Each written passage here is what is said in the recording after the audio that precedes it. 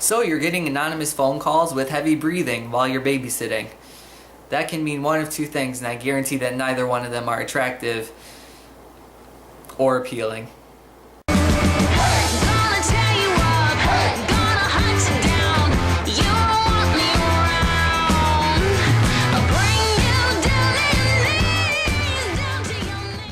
Hey guys, it's Zach, and today I'm going to be reviewing the movie When a Stranger Calls. So When a Stranger Calls is directed by Fred Walton, it stars Carol Kane, and it was released in 1979. A psychopathic killer terrorizes a young babysitter by obscene phone calls. And 7 years later, the killer has come back for his victim that had gotten away.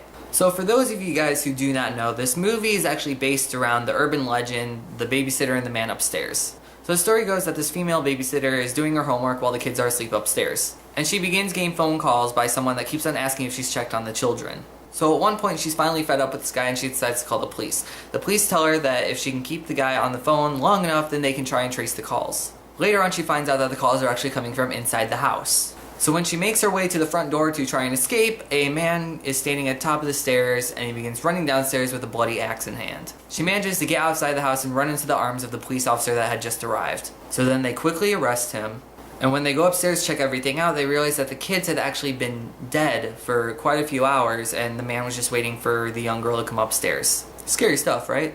So I had actually seen the remake of this movie before I saw the original. So sad.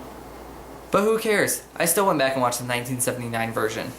So the first 20 minutes of this movie is actually the scariest flippin' 20 minutes I had ever had to sit through. The atmosphere and the music are so creepy that it honestly freaks me out. Every time I watch it, I get the chills. So I'm sure that many of you that are watching this video, along with myself, we've all been babysitters at least once or twice in our lives. And we all know that point in time where it's nighttime, the kids are asleep, and we're just getting a little tired of watching TV because there's really nothing else to do. And then sometimes you always have that one night where you tend to freak yourself out. Well, this movie would come to mind and I would honestly freak out just a little bit. Just a little bit. But unfortunately, it looks as though the first 20 minutes of this movie is the only good part of the movie. To me. After those 20 minutes, there's really nothing to look forward to.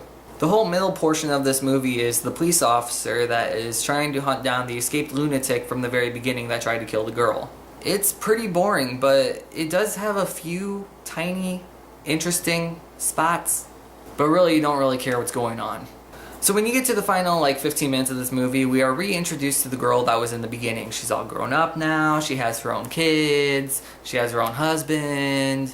And I won't give anything away that happens in those last 15 minutes, but I have to say that the last 15 minutes of this movie is more entertaining than what happened in the 40 or so minutes in the middle of this movie.